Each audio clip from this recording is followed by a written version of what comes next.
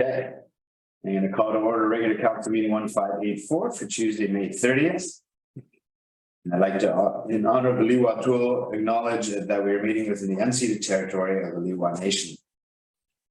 For those members of the public in attendance, please note that this meeting is a live webinar and is being recorded. A recording of the meeting will be available on the village's website following the meeting. Any amendments to the agenda? We just presented. Councilor Craddock, second by Councilor Helmer. Any opposed? Motion carries. Adoption of minutes from, we can do these as a block, yeah? Yep. From regular council meeting 1581, special council meeting 1582, and special council meeting 1583, moved by Councilor Helmer, seconded by Councilor Ramsden. Any opposed? Motion carries. Any business arising from the previous council meeting? None. We have a large recommendation from the committee of the whole from Tuesday, May 23rd. Let's read it out. It's that staff be directed to consider the following alterations to the draft Nukmah sub-area plan to be considered and reported back at a future committee of the whole meeting. Explore a set requirement for a percentage of affordable housing units, either on-site or off-site, by each phase of development. Review maximum unit count exemption for affordable housing and applicability of housing agreements based on a clear definition of what qualifies as affordable housing. Explore housing diversity options, including a mix of affordable and diverse housing throughout the development rather than in concentrated locations. Include the potential impact of provincial fourplex announcements in consideration of housing diversity. Explore more detailed climate action charter development permit area guidelines for buildings. Explore active transportation options such as shuttles and alternate modes of active transportation. Provide additional details and specifics for the proposed improvements to Eagle Drive and a safe and appropriate secondary access. Explore detailed opportunities to promote reconciliation, including signage and education opportunities. Explore policy to ensure that the future phase 3 rezoning direction has the ability to respond to community needs at the time, such as aligning housing needs with a future housing needs assessment and future amenity needs. Include the potential impact of provincial foreclosure, we got that one twice, and clarify the green space allocation by type and amount. Somebody would like to move that recommendation? Can I ask a question? Yeah, sure. And first of all, I apologize that I wasn't able to make this meeting. Can I add a couple of things to it or for consideration? We can, let's gather your thoughts. And Yeah, I think the two pieces that I see missing, one is the secondary access. Is it on there? Provide additional details, specifics for the proposed improvements to Eagle Drive and a safe and appropriate secondary Okay, access. great. The second piece was around trails. Is that in there? No, I know there's active transportation, but I don't think specifically where you. I think where I'm going with it is specifically to the existing bike trails and understanding the impact on those trails and consideration, mitigation, etc. So I've been putting a bullet about preservation of existing trails. Preservation of existing trails. I was going to just even roll it back a little bit to understand what the impact would be on existing trails, and then leading that into a discussion around what is the preservation plan, what is the mitigation plan. Okay. So to bring back, I guess part of an extra bullet to bring back at a future committee of the whole would be to explore impacts on trails and preservation of current trails. Is that captured? Yeah, I'm capturing. So moved, including that addition. Go ahead. Under bullet number 1, when I put that forward, I wanted us to be able to say that, like, there's a couple of phases to this development over a number of years, obviously. But I didn't want to see that potentially an off-site housing unit would be 10 years down the road if they're developing the property in year 1, 2, and 3, if you know what I mean. So like each phase could have an additional phase to it. So I didn't want this to come at the end of the 10-year. I wanted to run concurrent with development. So I don't know how we can do that, but I don't want it to say tied to each, so maybe tied to each phase of development. each individual phase. Like if we change word to affordable housing, either on-site or off-site, tied to each phase of development, so that way it's That's, That's what I'm trying to get to, yeah, so that it's not put off till yeah, 15 years down. yeah, Yeah, but by making that small change, does that capture? that's what I'm looking for. Thank you very much, Jack. So any further? I'll move as amended. Okay, seconder, Councilor Helmer, any further discussion? Opposed? Motion carries. Thank you. Takes us up to 7.1, Office of the CEO Tracy, will report. I actually have nothing, but maybe just commentary through the chair with Ethan as to our timelines today, because we have a lot going on with council. So Ethan, if you want to run us through Yes. our timeline requirements, just keeping those in mind as we move through the meeting today. So we have quite the agenda today. So we're starting at 9 o'clock today, and we want to make sure that we're staying on top of everything as we have delegations and in camera and committee of the whole. So we want to stay on top of everything. So if we can move into in camera before 11 o'clock, because we do have business at 11, and we have stuff that we need to address prior to that. And then after that, we're coming out and we'll be able to have a bit of a lunch break. And then we'll be moving straight into committee of the whole, where we have a couple delegations that we need to address. And then once we come out of that, if we have any further, we have some further business at in camera at 2:30. So we just need to be sure that we're on top of everything and just be very cognizant of our conversations and our time. Got it. Buckle up.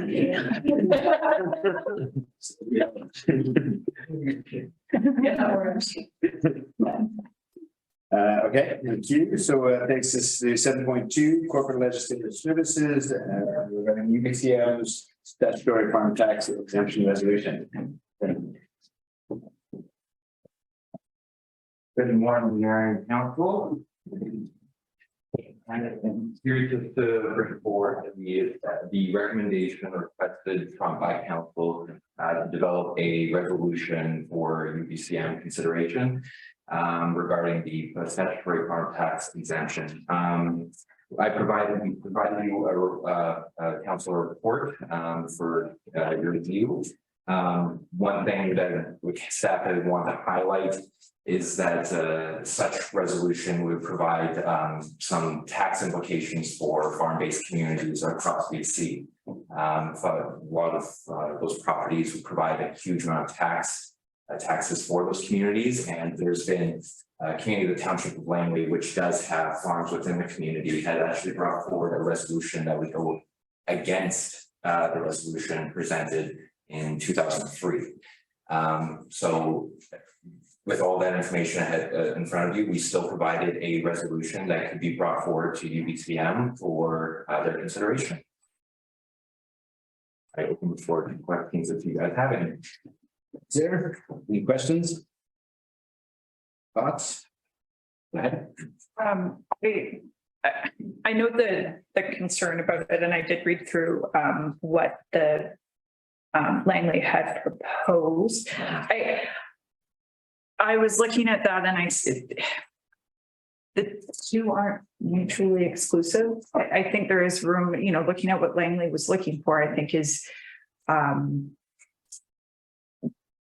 just because, you know, if this got proposed to UBCM, it doesn't mean that they wouldn't also be able to pursue the other options there. I mean, because one of the concerns was making sure that farmland wasn't being used, you know, that it was zoned appropriately. I mean, I think that's something that can easily be handled. I mean, if you're bringing in farmland into a community, you know, you make sure you zone that appropriately.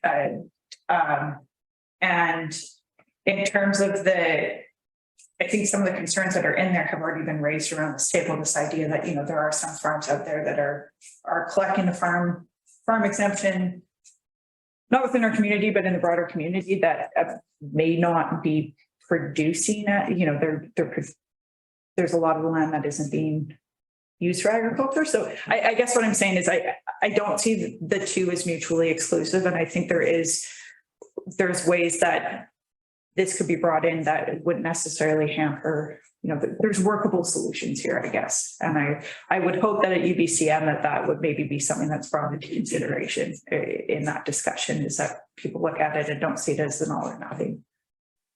I would agree. I don't think the two resolutions compete with each other or go against each other.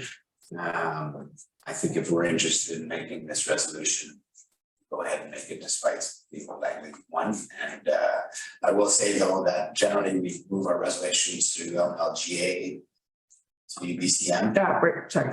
So we may not get it in the book. But Yes. if we want to make the effort, then I'm happy to make the effort.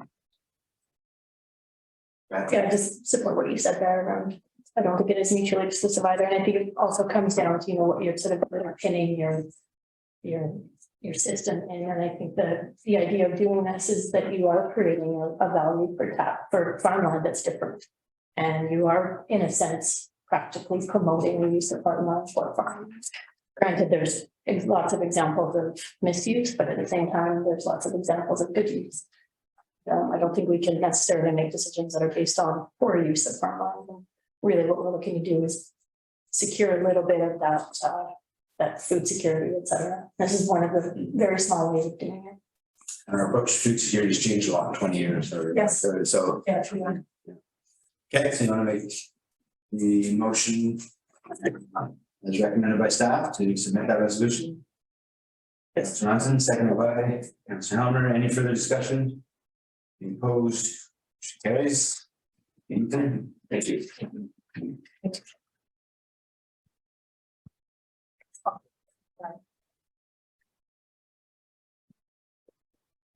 Morning, Mr. Shima. Morning. We're on 7.3 operations. Even Daniel drinking water system annual report. Yes, thank you for having me, Mayor and Council. I did send a PowerPoint. It should be.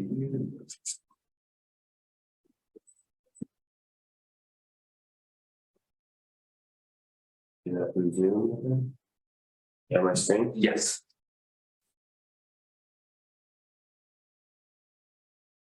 Okay.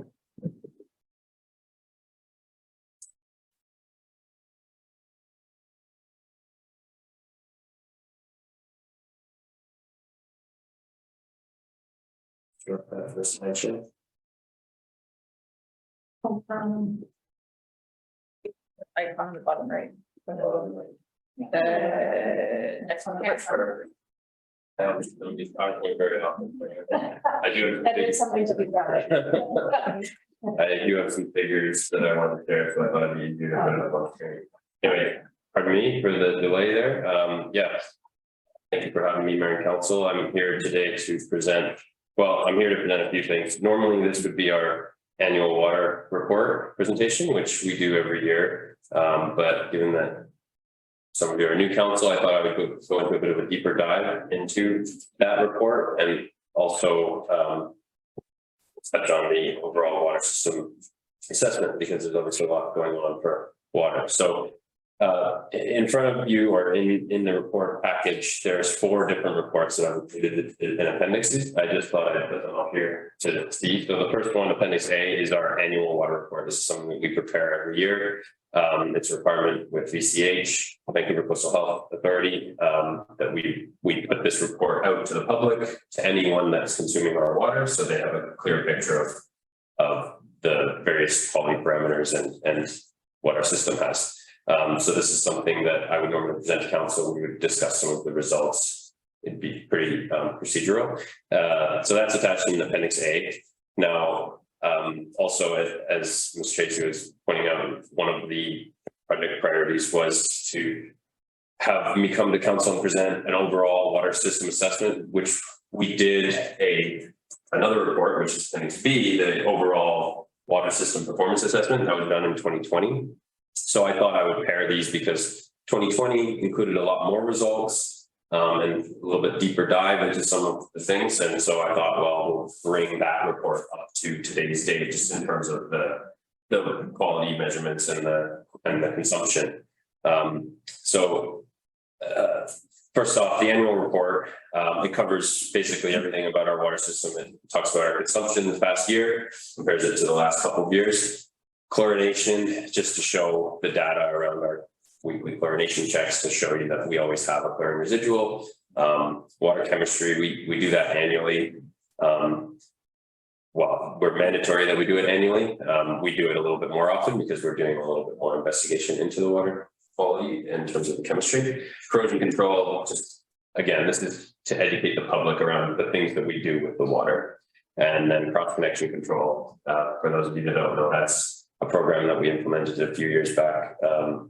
It's around requiring businesses that have a cross connection. So that's when you have, say, like an irrigation line that could cause a contamination in the water system. They have to have a backflow preventing device to prevent any contaminants from entering our water system.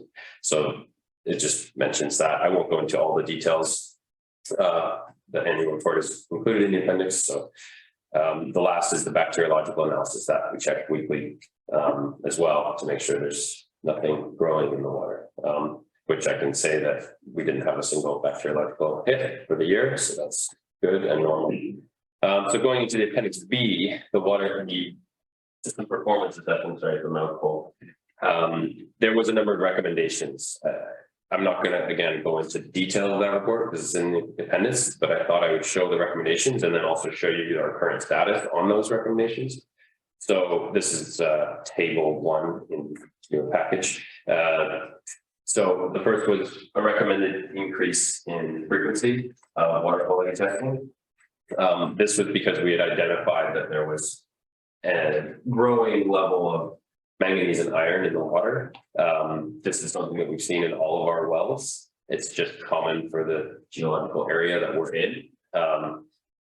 But we had some concern. Also in 2019, the federal government put in place a new maximum allowable concentration of manganese, which didn't exist before. It was previously just an aesthetic objective. So just around, how it looks and tastes and a guideline to what you should target at, but now there was some research that came out around manganese. It's extremely high levels, but it can cause health impacts. So they set up a very strict limit, to be frank, compared to other countries. The manganese maximum allowable concentration limit is quite low for Canada, but due to that new guideline, we decided we would do further investigation into treatment and just more sampling for our water. So number one, we've been doing that either monthly or every 2 months, extra samples. We did some redevelopments on the wells, well 2 and 3. Those are the wells that we use. Again, Cole's notes, redevelopment is just basically the well truck comes in and pumps and basically flushes the wellhead cleans out any buildup around the casing of the well. So that they recommend to do that every 5 or so years. That's both for well efficiency, for you can imagine like a straw that's full of the bottom of your smoothie gets all the solid ice on the bottom and it's harder to suck through. So that's for efficiency, but also for quality, because then you're not filtering through as much of this material. So we did that. Initiate study for treatment of iron and manganese. I mentioned that the maximum allowable concentration on manganese that was implemented in 2019. So we did a study, which is Appendix C, the water treatment investigation by KWL that was done in 2022. So again, I'm not going to go into the details of that report. It's a package if you want, but I will go into a little bit more about what's happened since that study. Which, by the way, I also recommended we continue to monitor the quality, as well as they looked at treatment sources, and we'll get into that a little bit later. 1.4, undertake water feasibility study to determine options for a new source. This is based on the projections that we had around population and the existing aquifer and its recharge rate. So basically, well 2 and 3 are pumping from the same aquifer as Kremlin Creek, which we've estimated a recharge rate of 30 liters per second. So I'll throw that number out there. It doesn't mean that we're pumping 30 liters every second, but that's the average over the whole year based on the total water that we've pumped over the number of seconds in a year, which bonus points if anyone can figure out how many seconds are in a year.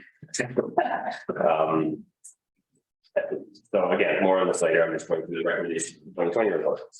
1.5, investigate water conservation methods to reduce water consumption. This is something you've probably all heard me talk about a lot, and It's sort of the golden rule. We're talking about major upgrades to our water system. Before doing anything like that, we should obviously, especially if it's with regards to the production of our water and how much water we're sending out. It's important to identify leaks and ways that we can conserve water, because if you're going to be investing lots of money and time and effort into new and better systems, well, if you're pouring half of it down the drain, I like to use the analogy, if you have heating in your house and you've got a broken window, you don't upgrade your furnace because it's cold in your house, you fix the window. So that's sort of the idea around conservation methods. There's lots of different ones.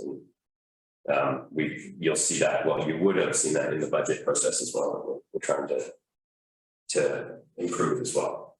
Lastly, install backup generator for these small systems. That was done in 2021. So just to show you that out of these recommendations, 5 out of 6 of them we've been doing or have completed.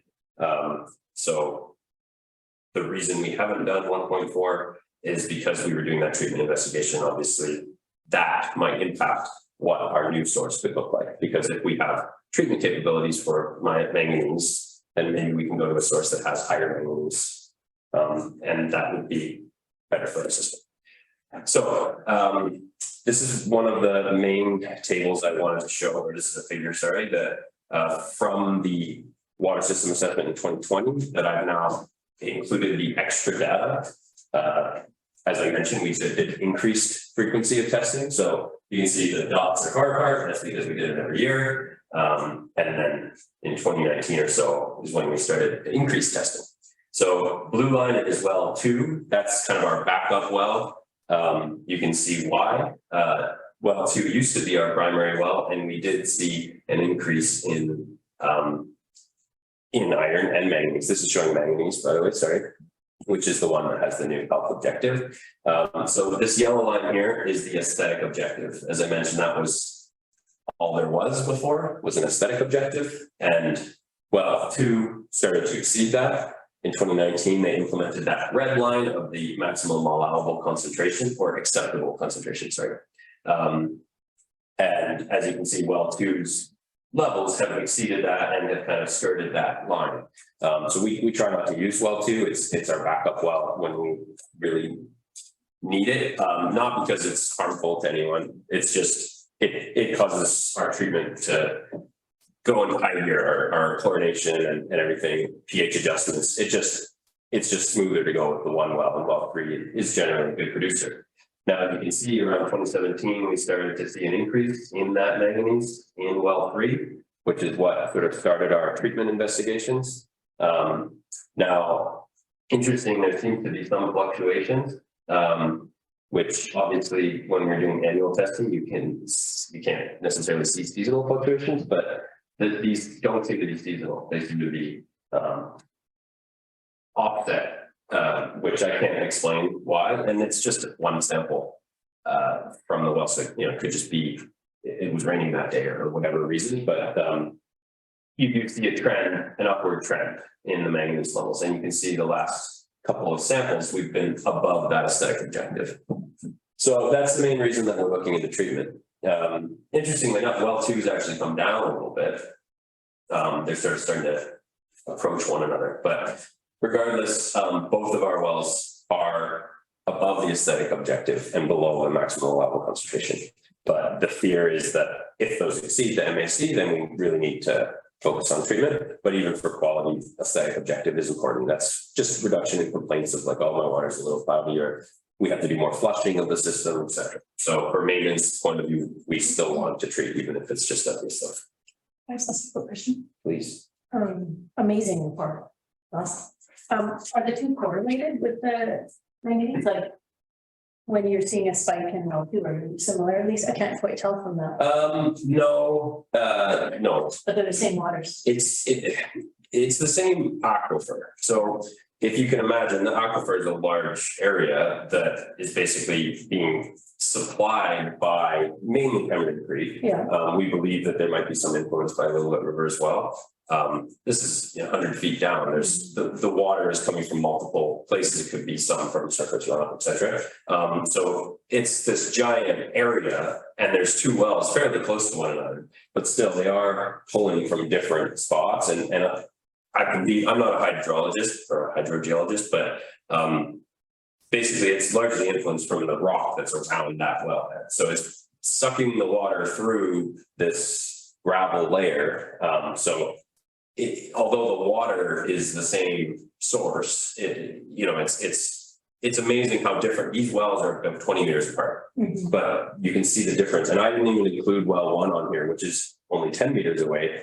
It's off the charts. That's why we don't use well 1. And so, and we've done lots of different test wells. Previous to this, we also wanted to just have another backup well when we were worried that well 2 was maybe going to be above the MAC.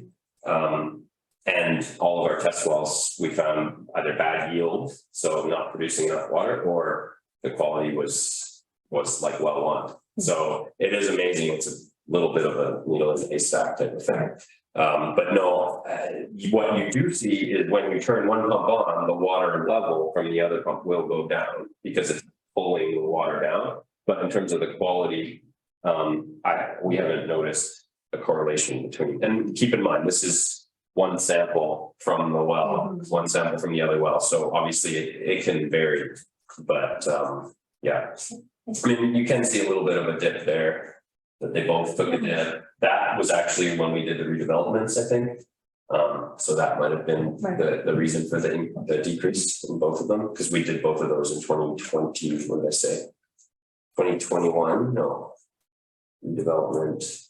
2020, June and December. Yeah. Right. Any other questions on this figure? No, I'll move on. So the next big thing that report, I mean, this is what I pulled from the report. There's a lot in there. Obviously, it's a full description. If you didn't have a chance to read it, I'd recommend you do. I'm happy to talk about it. Just as was discussed earlier, I understand we're on a bit of a timeline, but please do look at that report that was done in-house. Actually, it's just a thorough analysis of a bunch of previous reports, as well as looking at our consumption and making those recommendations. I just kind of pulled out the recommendations and a few tables that I thought were valuable. So this is the other one that we talk about a lot, which is consumption. So again, in the annual report, we would normally show this year's consumption, and we show the previous 2 years just for comparison. But because we also wanted to look at that 2020 report, I figured we'd show the consumption over that whole period. So as you can see, pretty steady increase in consumption. Now, obviously, we don't have population data other than those census years, but for the purpose of this exercise, I just took that and sort of did a proportionate increase for every year to calculate the per capita usage. But the only true per capita numbers are 2016, 2021. But yeah, as you can see, I showed the increase in consumption, pretty steady. It was actually a decrease from 2017 to 2018, which is great. I think we might have fixed a leak that year. Which shows you that water conservation piece, right?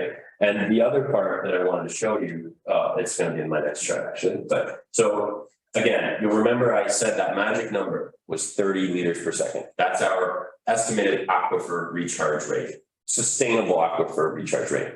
Now, I won't get into the nitty-gritty of how we got there, but there was a few reports done studying this. We were actually using more water before 2016.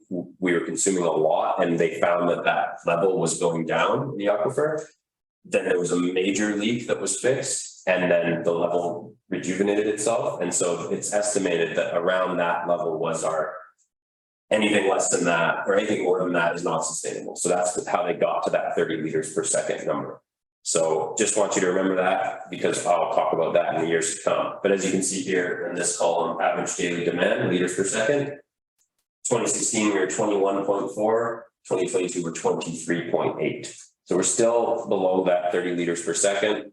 And I think that other report suggested around 2040 would be when we'd be reaching that. Now it's very difficult to predict population, and that's not what I do. I can tell you the numbers of the past. And we, in that report, used a linear growth model.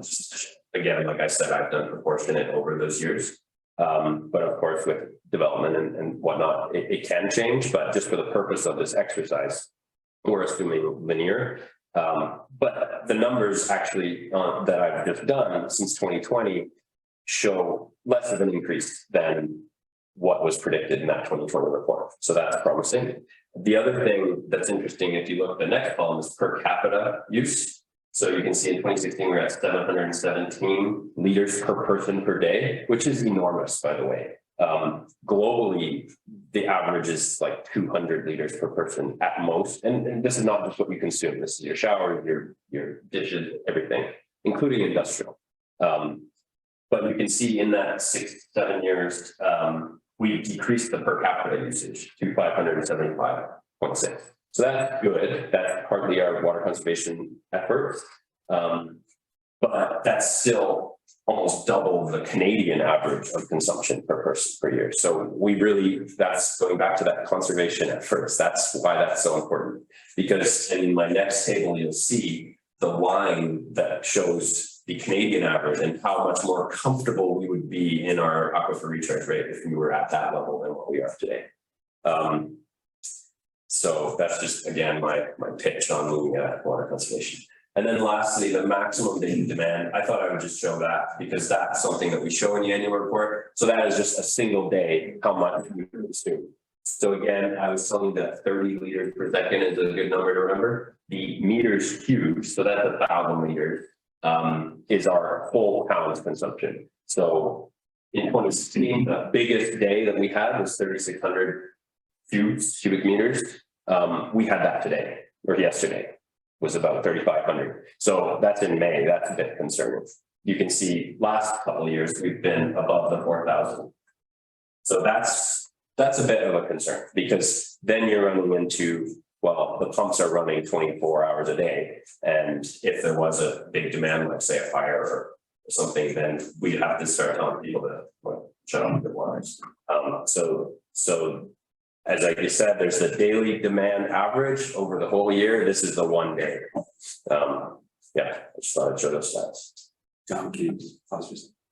Yeah, thank you. Just a question. I mean, we see a big drop from 16 to 22, but we also found that leak in between. So a lot of that was probably attributable to that leak, I would think. The leak was, I think, before 2016. The major one I think that I was referring to is 2011. I think there might have been another leak fixed in around there, but yeah. And I recall back in the day when we had paid to put in some leak detection system. What I know over the years that hasn't worked, but how can we follow up on that? Because I know there was a drastic drop in that over that period after you found that leak. So what we did back then, I think what you're referring to is the zone meters. So we put in a bunch of meters that just measure the water consumption over town in different zones so that you could look at it on any given day and see, okay, this zone's using this much, this zone's it. And then you would be able to identify if there was a leak somewhere. Now we still have those and we still use them. It does take an operator going out and reading the meter, which takes time. So we usually just do it in the summer when we have higher use. But it's not really leak detection. It doesn't say, hey, you got a leak. It takes a fairly significant amount of investigation to determine it. And the other problem is if it's always been leaking, then you won't see that jump. So we are looking at other leak detection methods. We have a listening device that you can actually put on the ground and hear. This is when you suspect there's a leak because there's water coming from somewhere. This helps you find where the leak is. So based on the frequencies of the water flowing, you can actually, so that's we use that when we're sort of trying to zero in on a leak. There's also other devices that you can actually put in the water system that it's like a little pig, they call it, and it goes down the water line and can again detect changes in ebbs that I guess you get a chart afterwards. So that's something that we're looking into that we might identify where there's a leak in the system. But otherwise, yeah, we rely on sort of, oh, this ground is very wet. Why? And I mean, that's pretty effective. But yeah, leak detection is one thing. But then there's a whole other thing. And I didn't actually mention it in this report, but it's something that I should pitch right now is that I want to look at what they call once through water systems. This is something that Whistler implemented a bylaw in 2018 around once through water systems. Basically, it's usually cooling systems or refrigeration units that use the water as the cooling. So it pumps the city water, which is quite cold, through a coil, and then the fan blows over it just like you would for, you know, a refrigerant. But yeah, that water just goes down the drain. It's completely wasted. When you look at our water consumption by day and you chart it next to the temperature outside, you see if today is 20 degrees but tomorrow's 28, you see a direct jump, which I would not attribute just to irrigation. I mean, we talk a lot about outdoor water use and how wasteful it is. Which it is, but the variations from day says to me that there's something directly correlated to temperature, like either cooling or refrigeration. So that's something that I'd like to work on, is try and identify those and outlaw them. So we would need to do a bylaw at some point outlawing them, and then we would need to give a suitable amount of time to expect a business to change their systems over, because that's obviously costly upgrades, maybe some incentives and whatnot. The other is just putting meters, more meters around on problem properties or places that we think use a lot of water. The problem is you could have a small little rancher home on a property that if there was a leak on their property, we would never know unless there was a meter. So it's not necessarily like, oh yeah, they're probably a big water user, we better put a meter on that. You don't know unless you have the meter there in the first place. And if I might, this also includes the North Water System. Yeah, I should have clarified that for simplicity purposes, I included, so this includes our wells production, which would include the permanent North Water System users. However, it doesn't include the industrial park, which is on the Nation Water System. So we have members of our population, as I said, the census data indicates our population. That includes people that live in the industrial park, but it doesn't include people that live in permanent north. So there's a bit of it's not 100% accurate, but and that's when really the only thing that affects is this estimated per capita use. I mean, we know our consumption and we know how many residents of permanent there are. We just haven't broken it down to that precision, but yes, thank you for pointing that out. Just a quick question. Yes, I hope it's good. it's my fault if it's not. So. No, it's really fascinating stuff. It does look like we really understand generally what a median use is per person per day, generally speaking, and also maybe what a median max day demand is. And I'm just curious, and I heard you say, you know, you're not involved in forecasting population growth, but from our perspective, it feels really important that we understand when we do add development and we are talking about adding people, that we're mapping it out to this, knowing what we know. So I just want to make sure or have the conversation around what are we doing about that? We have this knowledge, we have the knowledge around what our population growth looks like. What kind of work are we doing to connect the two and make sure that we're having those conversations? Because there's, you know, we're not in the dark on either side now with this data and with projected growth. So it seems very important to marry those two and make sure we're having those conversations so we understand that impact. So how do we track these numbers with regards to future growth? Yeah, if I may, sorry, I might have discounted how much work I did put into that. We looked at the proposed developments and those numbers, and when we were mapping it relative to the growth, we used a linear model, but every time we have a development come in, we factor in the number of units and then the demand that would put on our system. So again, if you're assuming linear growth, you know, these units, the idea is these units would fit into that linear model. But of course, if there was something that came across the table, is, oh wait, that's going to put our population to this. But really what they usually do is they assume, as you said, the per capita. So each person in our bylaw actually says, this is the rate that you need to use when determining how many units you're adding, what the demand will be on the system. Same thing with fire flows. And so it is factored in when we do the modeling for any new development coming in. Usually you're looking at pressure demands and storage capacity. This is talking a little bit more about our aquifer. And like I said, we have that magic marker of 30 liters per second. That's our target. Now, that's not to say that as soon as we hit 31, we're doomed.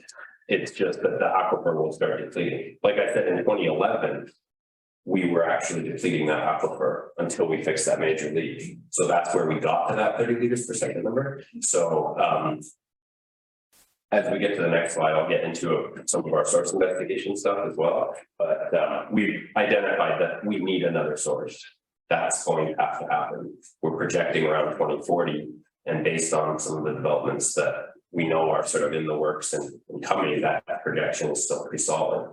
But regardless, we're going to need another source. But first, we're sort of dealing with the treatment issue that I showed earlier, which might open up another opportunity for another source as well. It was just a comment to Councillor Craddock's question. So that I just remember reading this in the report and I just found it. So it was in 2015, the major leak was identified and repair, and that was the one that I think it said daily loss 500 meters squared. So it wouldn't be reflected in that table. That's correct. Yeah, thank you for that. Yeah, I think the one that in 2017 to 2018, I'm not sure if that was a major leak repair. I think that might have just been a good year. Maybe it wasn't as hot. But yes, I didn't have the data. I only showed the data from 2016 to match that. Can I continue? Okay, so I probably should have shown this earlier. This is basically the same numbers. It's just much prettier. So as you can see, the blue bars are the consumption per the daily average liters per second.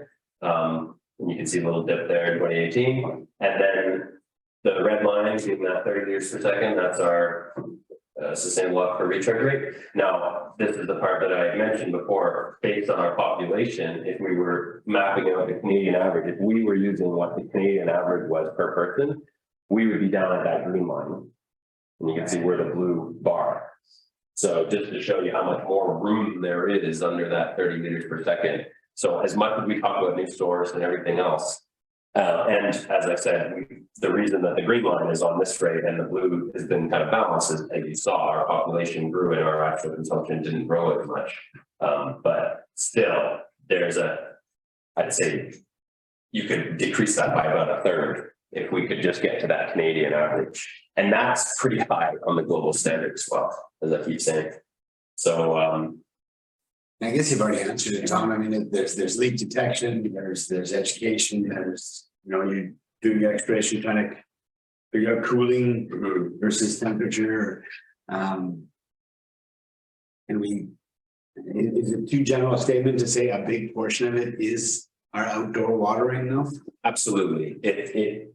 We know that just based on other communities and the fluctuation that you get from the max day values and the winter values, like we can sometimes be, just to go back to the meters cubed, we're in the winter, we're below 1,000 cubic meters on certain days, so do we come closer to the Canadian average in the winter? Yeah, of course, the Canadian average winter values are down too, so that average includes winter and summer, but yeah, absolutely. We can consume much less water. That's what I see from that, right? Like it's not, and that's also suggesting that it's not because there's big leaks everywhere. So leak detection is important, but I don't think that our system is leaking everywhere, and that's why our water is so high, because we're down below 1,000 meters cubed regularly in the winter, and then as soon as it gets warm, you see it shoot up, and everyone's turned on the irrigation, you see it shoot up. I mean, we irrigate a lot too, so it's it's about making sure that anything new that we add is somehow sustainable, like using, like what our downtown uses, using rain collection systems to irrigate, using other alternate sources. Rainwater is great because you get heavy rains in the spring, and then if you can catch it, then you're able to use that when it's dry. We are looking at, for our community gardens project, we're looking at putting in a well just dedicated to irrigation there. We're talking about at the recreation site using the stormwater pond as a water source for irrigating there. So that, I think, for our own projects, definitely. For developments, it's been something that I've been feeding back to developers in comments, like try and come up with a non-potable water source for irrigation, because then it reduces the impact on our system as well. But I really do think it's public education. It's our watering restrictions, and enforcing that. And maybe looking at some of these once through system bylaws. I mean, really, a big answer would be universal metering. Now, I know that's a huge project in itself, but that's how you know how much water everyone's consuming. I've got Katrina and then Laura, but just to follow up on that, is there, I mean, we can't require it, and maybe this is a question to pass on to building staff, but you can't require it because sites are different. But is there the ability to really strongly encourage new developments and developers to explore on-site irrigation? The treated water, or is there somehow we could fold that into our building practices that? It's something that we talked about putting in our new subdivision development control bylaw, which we're working on right now. It's, you know, we can give comments as well without it being in a bylaw. So we've been doing that for some of the more major ones. Yeah, because I mean, I know there's some sites, I can think of some right off the top of my head that are, there's no way there's surface water that they can use for irrigation, but there's others. So it's just a way of encouraging and do our processes with staff, and we think of Councillor Nightingale, Ramsden, and then Humber. Could I just make one more comment to that? And it's also the drought resistant landscaping. That's a huge thing, you know, like unfortunately the grass that everyone likes to have, the lawn, it's not really sustainable in terms of water use. This is great, by the way, very informative and super helpful. How concerned are you about that maximum daily demand? It said it's coming earlier. And if we have these, you know, protracted periods of heat earlier in the season, how could that potentially impact what's going on? Well, the bottom line is the average day consumption anyways, like obviously the more times you max out you have a 4,000 cubic in your day, then the higher your average is going to get. So in terms of when it happens, I don't know if there's necessarily a concern on that. Again, maybe hydrologically speaking, there is, but yeah, it's just the overall consumption. If we get more and more heat and the water is directly associated with hot days, then you will see an increase in this blue number that will get us to that 30 liters per second sooner. And my second question is, any ideas? I know you've done a lot of work on trying to educate the community on water conservation. Any ideas of how we can ramp that or shift that? Or unfortunately, we also have a vacancy in our communications department. So that was something that we were hoping to focus on this year. And I'll be honest, I don't have the time to run a communication campaign, and even our grants and communications person often doesn't. But definitely bylaw enforcement, that's one way. I mean, not to say like we're going to nail everyone that is watering, which we should, but it's educating people as well to know that there's consequences to breaking those rules. We'll educate people when people are, oh, better not water during that time. I mean, we have the signs, but if we don't enforce it, then people, it's just a rule. It's not for me or whatever. And in irrigation systems, you can have very sophisticated irrigation systems that you use limited amount of water and then supply them. The big problem with irrigation and outdoor water use is most of it evaporates and runs down the street because if you just put your sprinkler on, it's not getting even to the grass or to the flowers. So it's just about doing it right. Now I'm conscious of time as well. Yeah, shut down to that. Getting a word from Ethan. Okay, well, I'll table one of my questions for later, and that could get a follow-up email because it's just information. But in terms of the sustainable aquifer recharge rate, has there also been any investigation or like how that might change over time with climate change and what we expect seeing changes in our hydrological cycles? So, you know, snowmelt that our ice caps, et cetera, are melting. So at a certain point, you know, more and more of our system is going to be dependent on rainfall. And so that's going to, you know, affect the river levels, et cetera. Yeah, I mean, this is very rudimentary in terms of how we got to that liters per second. As I mentioned, it was just based on the well levels that we noticed declining at a certain rate, which when we got that rate lower stopped. So You know, I'm sure there's a very elaborate science behind that. We haven't done those studies. And I don't, frankly, I don't know if it's necessary because we know that we're approaching that level anyways, but you're right. With climate change, that's a whole nother, you know, the existing systems change as well. So we really want to find another source. We know that, and we want to be able to treat the water so that we have more sources available to us. But I definitely have some ideas about source. It's just the cost and coordinating, you know, multi-jurisdictional coordination that can be challenging, but yeah, I hope I answered your question. Yeah, no, We haven't looked at that, Yeah, no. but it's a valid point for sure. Yeah, just, I feel like there's two issues. One is the current usage and, you know, currently are we headed towards something like what happened in Seychelles last year? And, you know, what do we need to do right now to make sure that that's not the case, especially when we know we're seeing increasing heat? And I think that's some of my concern is coming there. I look at that and I'm like, yeah, okay. And I hear you around the 30 liters per second being an estimate, et cetera. I just feel like we need to have that conversation. So, you know, it's a pretty important conversation to have. And then the second one, I think, is that longer term piece. And like, I think maybe, you know, that idea around embedding policies and developments around what is the, and if it's already there, then that's great. But, you know, truly, what is the alternative water source that can be used for different things? I feel like we need to really start to push that conversation a little bit more as well, because that is that future piece. And I think the third one that we were sort of dancing around is that when we do put in another water source, we're asking existing taxpayers to pay for that, to support future development. And that is a whole new conversation. So I just kind of wanted to split it out because I feel like probably the most important piece is this current.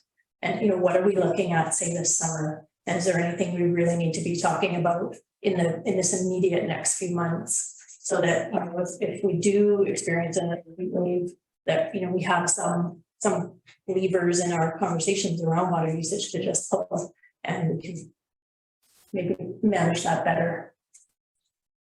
Yeah. I guess what I would like council to take away from this is that actually our consumption is looking pretty good. We obviously want to conserve as much as we can, but we've got quite a bit of room in our aquifer. The more concerning right now thing, like what you're referring to, I think would be the quality. And we haven't talked too much about that in the question period. I'm sorry if I glossed over too fast, but as you can see, we're above the aesthetic objective on the manganese levels. So we have, and I didn't mention it, it's in the report, but we have applied for a grant and for a water treatment plant, and it's been included in the budget, and more work on that I think should be our priority, because it will solve the quality problems that we're starting to see, but then it could help us with the source of investigation. Because, for example, if we dip into the Littlewood aquifer, which has a much higher yield, but it's not been used because of its quality, well, if we can treat that, then all of a sudden we have yield is not an issue. I just wanted to address one thing you said about Seychelles. I believe that, and I'm not familiar with their system, I believe that's more related to surface water systems, where these droughts really impact the users. We don't have a concern on that. Ours is more around our pumping capacity.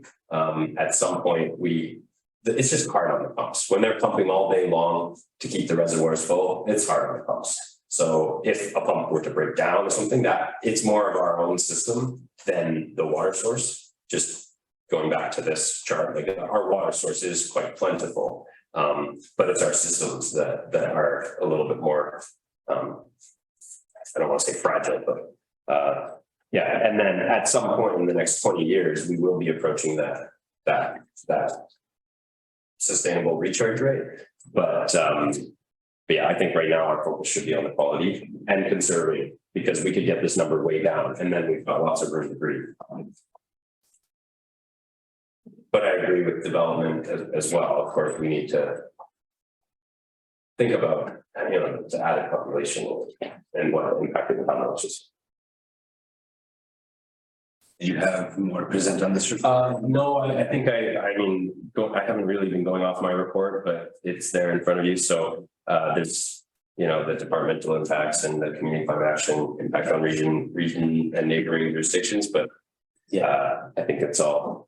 Well, thank you for the report. It's obviously very important to this council and to community. And it's a great report, so thanks for that, Tom. Thank you. Can I get a motion to receive the 2022 annual water system report? Councillor Caddick, seconded by Councillor Nightingale. Any opposed? Motion carries. And we're on to 7.3, which is crown license occupation application for 1 mile boardwalk. I'll try and keep this very quick.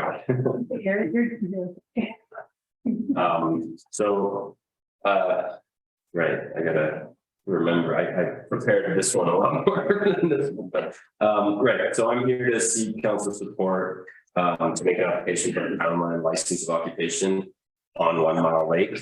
Now, this might be confusing to council as it was for me, because we have a park at 1 Mile Lake. We already have jurisdiction there. However, we have two different things. One is we have crown land granted to us, a parcel of land that is park. And then there's also a part of a right of way that we also have where the beach and parking lot is. Now, we were looking at doing repairs to the boardwalk. And in doing that, we had to do a Water Sustainability Act application. That's just because any works within or about a stream require this notification.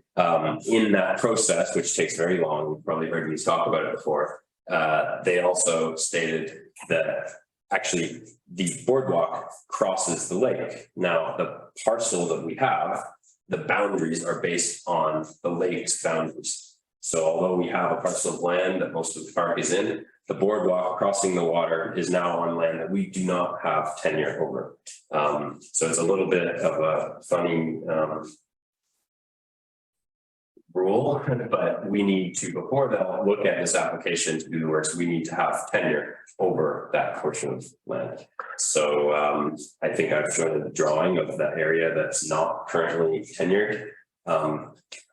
It's just in order to have that boardwalk technically, or to do anything on it, to have people walking on it, or to do maintenance on it, or to replace it, whatever we want to do with it, we need to have this tenure in place. So this is just to seek council support on that. Question? Any support? Councillor Homer, seconded by Councillor Ramsden. Any further discussion? Any opposed? Motion carries. Thank you, Mr. Jima. We have no bylaws to consider today, so we'll go right to the mayor's report. And spirit of time, I'll cut a bunch of it out here. I've said wherever you guys, see things within the SLRD agenda that you'd like me to talk about, I know I can talk about it here, or we can talk about it one-on-one, but again, we're short on time, so I won't go through 2 full days of meetings there, but there were a couple of really interesting delegations that I just wanted to point out. One was from the Destination BC City Sky Destination Management Council. And it was about their Don't Love It to Death education campaign. And I just thought it would be interesting to this group. And if you want to look it up, Don't Love It to Death, it'll pop right up.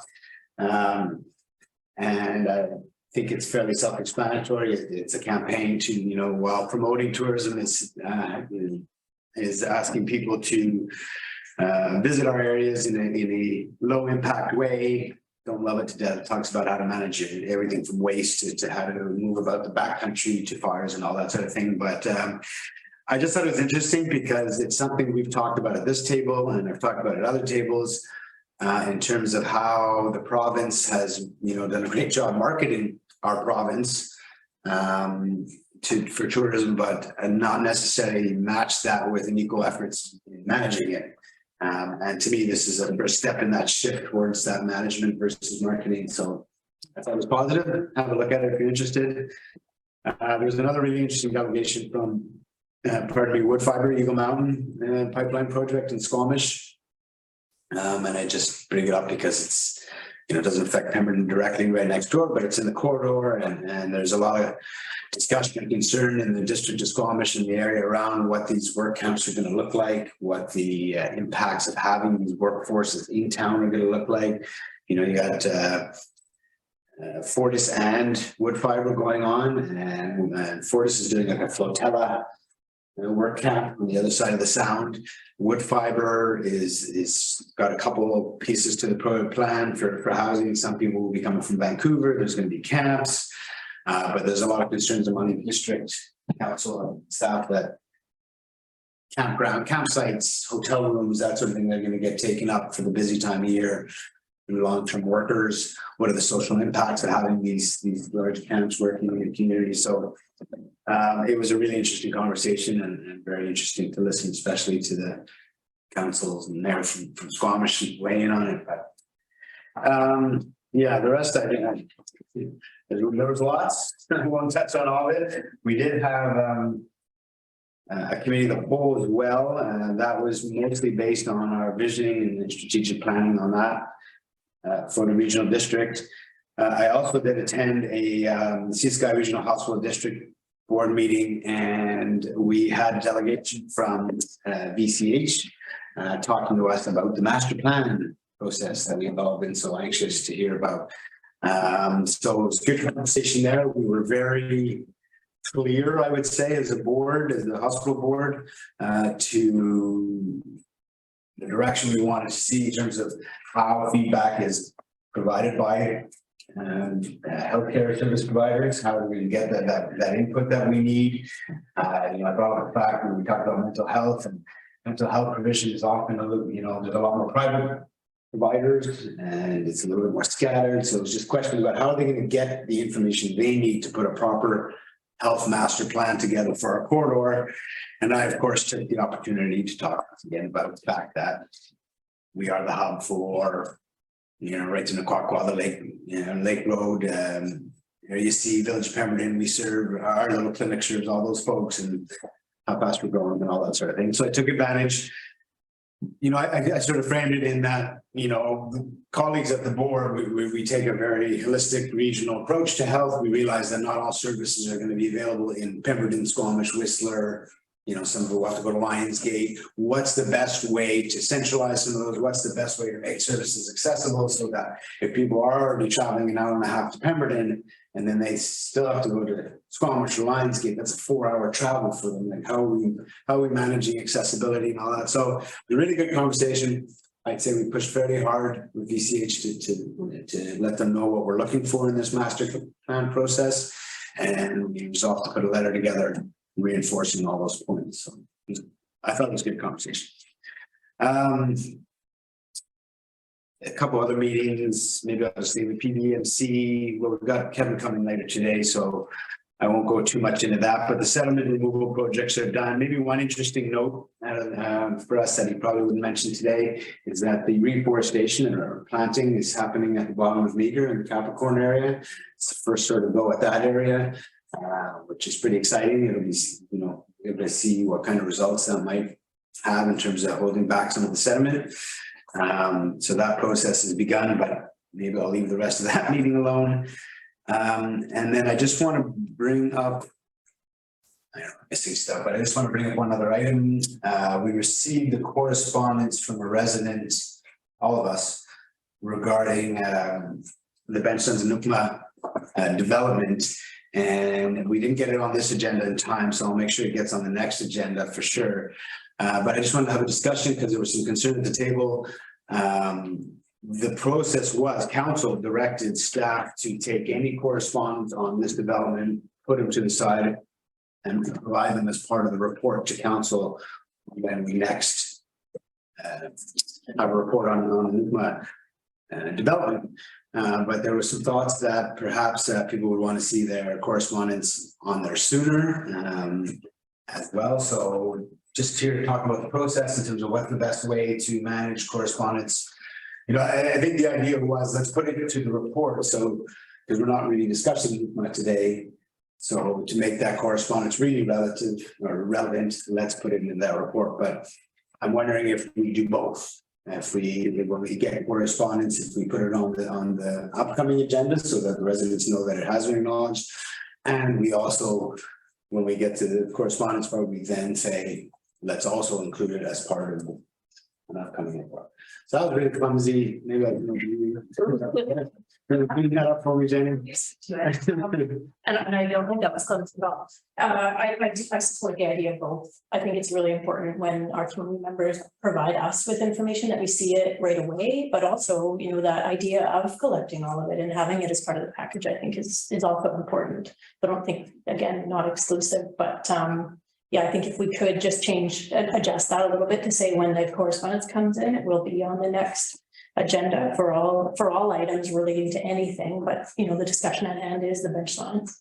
And then anything that has come in prior to this, that also be included in the next. Like, I don't know if there's been any correspondence other than the one that we do know about, but I am hearing from various community members that it's important to them that, you know, that these letters don't get held in abeyance until we sit down again. So I think there's two pieces there. One, that the letter that we do know about from Ms. Patterson get on the next agenda, but also any other correspondence as well come on the next meeting. And Get included as part of the package, yeah. So you want a motion to that effect, or how does that just direction? Yeah, I think it would probably be good to have some formal direction around that. And then if I may, through the chair, originally this position had been taken as it aligns with best practices with planning.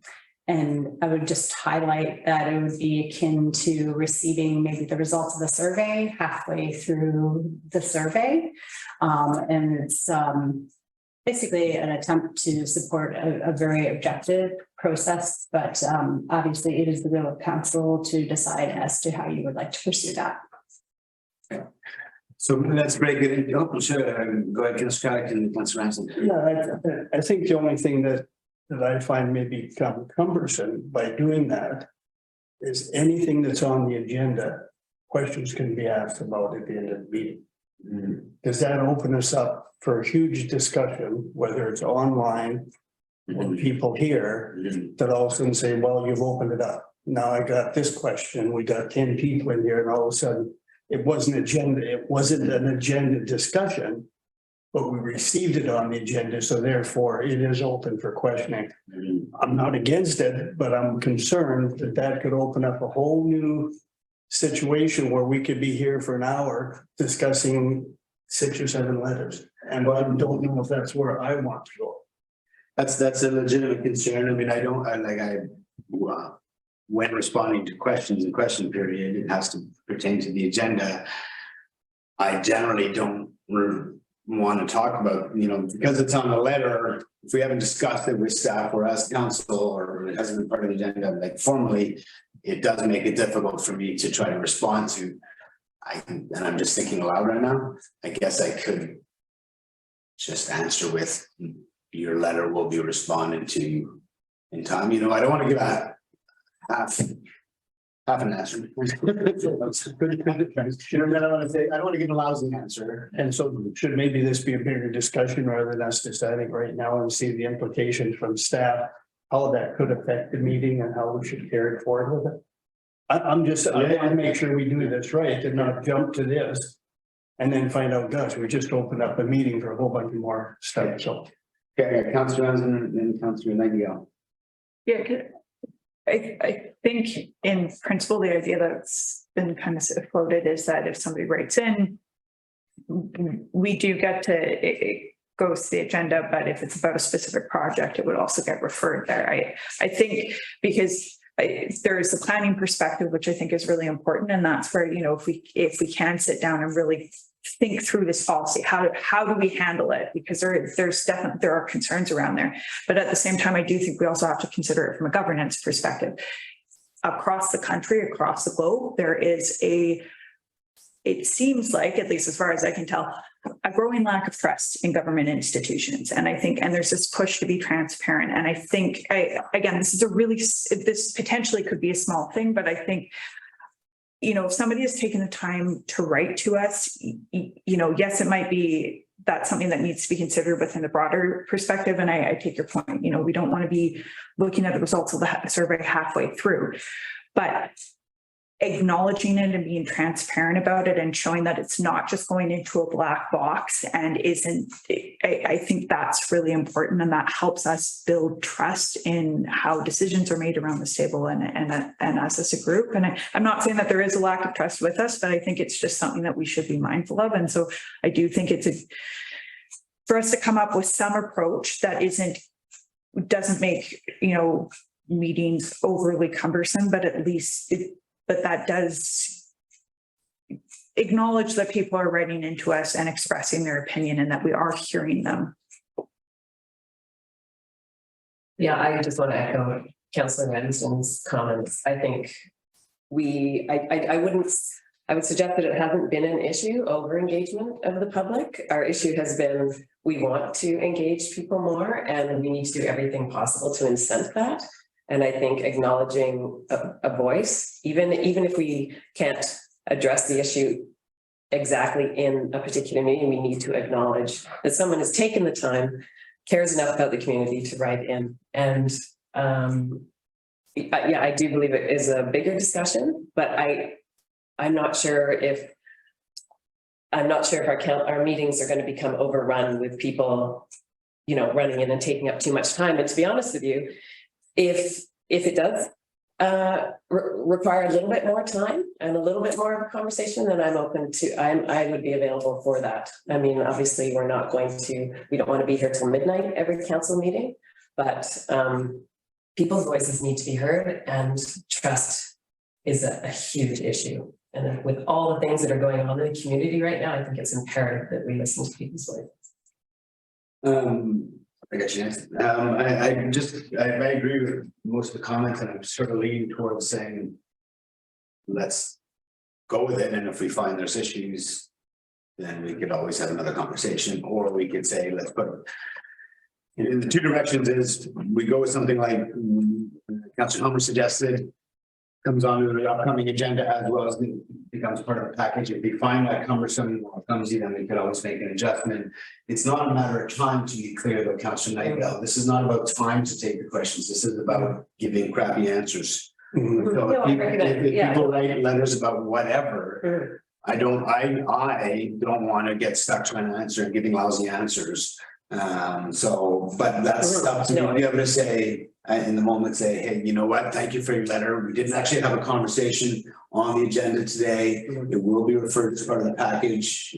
I don't have a good answer for you today. Yep. You know what I mean? So I think that's more of what I'm trying to manage. It's not a matter of the time. I'm happy to take questions and do it. I just want to have good answers.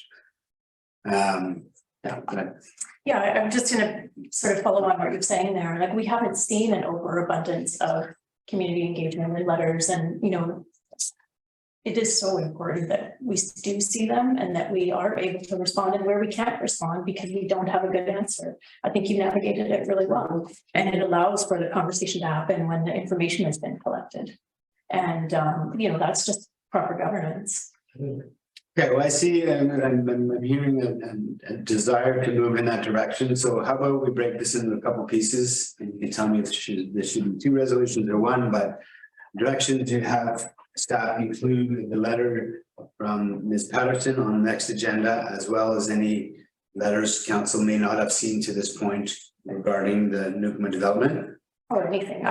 We're making it about the new. I mean, the other thing that comes to mind that we've done this with, and I could be wrong, I could be missing something, is the Playscape, where you said all letters go into that, and maybe there's other items, I don't know, but let's stick to this one for now, so we don't overcomplicate it. So any other letters related to Nukema come forward to council at a future meeting, and that moving forward. Correspondences, and help me out here, correspondences from residents pertaining to specific projects or developments get put on the upcoming agenda as well as included in the appropriate council package. Yeah. That. Okay, moved by Councillor Helmer, seconded by Councillor Nightingale. Discussion, go ahead. This is nothing to be discussed now, but it is something I just want to mention, is that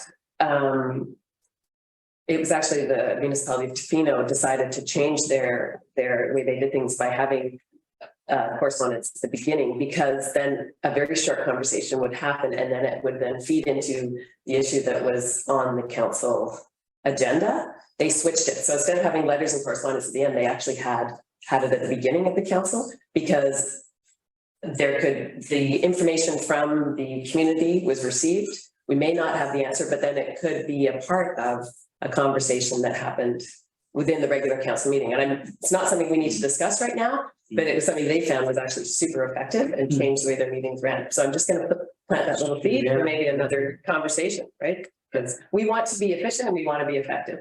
I get, and provide the best kind of answers that we can. So. Cool. Any further discussion? Further question, any opposed? Motion carries. Any council reports? Yeah, I've got a number of them.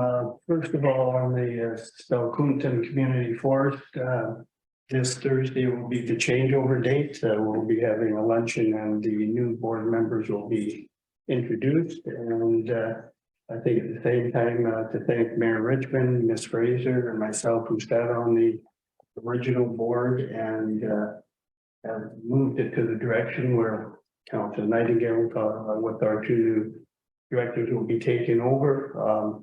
It's a big changeover. The community is now going to take over, whereas up at this point, it's been the chief, the mayor, and 2 councillors and administration from each area. So it's going to be what we've strived to do over the last 3 years is take it back to the community. So I'm looking forward to that date and passing the gavel along to the next group. So I think it's a great day. And the other thing too, and I sent forward to everybody, and we also have a letter in the agenda package from the community force, but I want to put more information out than what was in the letter, the fact that we're just getting $359,000. And so what the original intent of the board was to look at the net income each year after the AGM, and at that point in time, that money would be dispersed to the partners.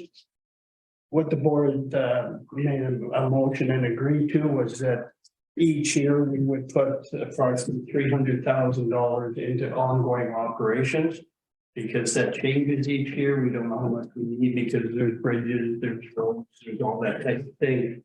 But in some cases have to be done a year or more in advance, so we want to make sure we have the money. So each year, $300,000 comes off first, and that'll go to operation. And the next thing we came up with in this case, there was $987,000 left over. The agreement from the board was that 1/3 of that money, $329,000, and 1/3 going forward to every year would be put towards a joint project. And that would be a project agreed to by the new board. And if there's nothing that comes together in that 3-year period, which could put up to $1 million in the bank, then it would be up to the board to revisit that and potentially disperse some of that money to the partnership if that goes together. And also what came out of that was that the remainder of the money, $329,000 went to each partnership group, which was Little and to Village of Pemberton. And so that will be coming forward to us. And the board also had put together some areas where we wanted it. The board wanted this money to be directed to. So that's coming forward in the letter, and I think it's something we'll discuss at a later date. But I think for the community to know that over a year and a half of operations, the profit of $329,000 is coming back to the community for future projects is pretty wonderful. So I'm excited about that. Attended the Tourism Pemberton meeting. Working with the chamber, they're in a real bit of a financial bind this year. They're not getting the funding from the government and tourism and the chamber for staffing. So they're in a situation where they're short on dollars for that. And there were some thought that between the chamber themselves, they may come and look to see if there's any way that could be helped out. Are you talking about the info booth? Yeah, Yeah, that's so that was funded, the shortfall was funded through PBIS. and some area C amenity funds, and they're at the end of that funding. That was last week, a week before. At the end of that funding, there was like a $2,000 shortfall that the chamber was gonna pick up, Okay. so they're good for their operations. And this was May 17th, so I'm just bringing up. Yeah, I'm just letting you know. So I appreciate that, and that's good to hear, so then go ahead, but again, they brought up, they're hoping that with the new park and ride that we'll still look at the sanitary dump. I said that's on administration's look. I said there's no guarantee, but that's being looked at from that point of view. I'll try not to go too much further. The Spelcoonton Community Forest is taking over the Mackenzie Road up to the lawn site and putting $10,000 toward it. Kers and Pemberton felt if that money came to them between me, who's involved with the flying club up there, they could take that money and leverage it up to as much as $30,000 to do a bigger amount. So I brought that to our executive director, and I think she's gonna deal with that, and she's talking to them and see how that is done. We would still be in charge of spending the money and doing the work, so that was just thrown on the table, so I'm just bringing that forward. I'm not gonna go much further with this because our time is very limited. I'll just end up with the Powwow Arbor. They've received $350,000 from Whistler Blackcomb Foundation, $300,000 from the province. They're pouring concrete in July, and the Framers Guild is coming in September to put that together. So they're still hoping that's gonna go according to plans. They still haven't got their water figured out where that's gonna come from, so that's up to them to deal with. And their AGM is gonna be June 14th at 6 p.m. Anybody's interested in attending. The Dyking District, I attended their meeting on the 18th, but with Kevin coming later on, like the mayor has said, I think I'll just move over that, and I'm sure you'll. That's one of the things that we talked about at that meeting, so thank you. Enough? Pemberton Arts Council and Mountain Muse Festival is a go in June, and they were very fortunate to get a $5,000 donation from the Pemberton Valley Lodge to support the entire thing and other events throughout the year, which is a real blessing for them. So awesome news. Yeah, really great. Mountain Muse Festival is awesome. Yeah. I'll be very quick. So there was the PVIS committee meeting, which Mayor Richmond has already spoken on, so I won't go into that. And then the only other item is I sat in as the alternate on the library strategic planning session, and that was seemed like it was a very productive conversation, and it's going to be exciting to see what they come out with at the end of all of it. That's it. Okay, thanks, everyone. Correspondence for action, we have one, and this is regarding these funds coming from the community forest. Ms. Tracy, did you have? Absolutely. So as Councillor Craddock had mentioned, we have this very exciting announcement that was sent to us via a letter by the executive director at Spelcoonton Community Forest that the village will receive a disbursement amount of $329,000 as part of its vision and collaboration of the shareholder. What we have brought forth is a potential recommendation for how to manage these funds or approach this first disbursement in order to create some structure around how this will be done in the future. But recommendation being that perhaps we would draft a policy that would help us to manage that going forward, and perhaps that council would receive an additional list of shovel-ready projects that would align with the guiding values that were provided as an appendix to the letter. Thank you. Yeah, as CEO Tracy said, that and Councillor Craddock mentioned it too, the funds that come out of this, both for the joint community projects and back to the community, there was discussion at the board a little bit about tying that to the values of the community forest, environmental stewardship, relationships, that sort of thing. So that would be considered as part of what staff would bring back. My only question on the motion that was presented here is Do we want staff to go as far as drafting a policy before bringing it back, or do we want to take it in smaller steps and just bring back some ideas as to? Like, I just don't want to send staff down a path and do a bunch of work that might not be exactly where we want to land. So I'm just wondering if we want to have a first conversation at a committee of the whole that sounds like, you know, what are some of the guiding principles for that policy? To give staff a little direction. Yeah, I would defer to Ethan in terms of where we would sit with timing in the drafting of a policy. That may be something relatively simple to do. So the two things could come in tandem. Perhaps it's the opportunity to look at a policy along with being able to have a starter list of shovel-ready projects, which then council can start to have a discussion and perhaps surface more opportunities. For that policy, it's not, there won't be a ton of work put into policy. It's something to give us a starting point for discussion. That is essentially, is that fair? Yeah, I agree with that direction. And if I might, and it says in here, we'll disperse the funds. I think we have to always keep in mind, according to what the Salcombe Community Forest Board has approved. Because the way it's written here, it sounds like a policy is going to be made and how it's going to be, but it needs to be according to the, and in the second part does say that, but the first part doesn't. So I think we're pretty clear on what we want to do there. Okay, would somebody like to make that motion? Yeah. Councillor Scott, seconded by Councillor Helmer. Further discussion? Opposed? Motion carries. Thank you. Excuse me, if I'm, any idea when that may come back? Because that's a nice chunk of change. This, maybe we get a project out even this summer. July. The July 18th council meeting, committee will start. We have one correspondence for information. Would anybody like to make a motion on it or need a receipt? Secondary.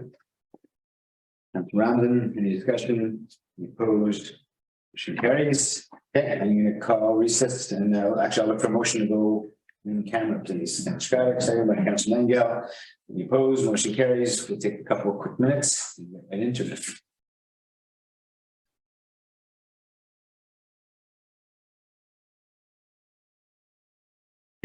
Meeting and I'll look for a motion to go in camera, please.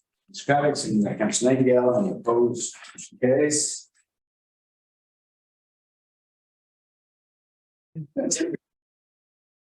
Okay, I will reopen the regular council meeting.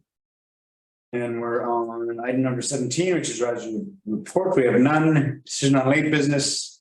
Late business, we have none. Motion. Question period.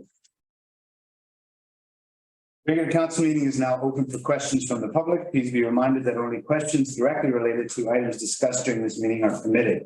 If any members of the public attending via Zoom webinar wish to ask a question, please click on the raise hand feature in the webinar controls, and that will notify staff that we would like to ask a question. As a reminder, this meeting is a live webinar and is being recorded and will be available on the village's website following the meeting. Questions? We lose them? There's no one in attendance. Oh, Okay. okay. You scared them off. Give it a sec.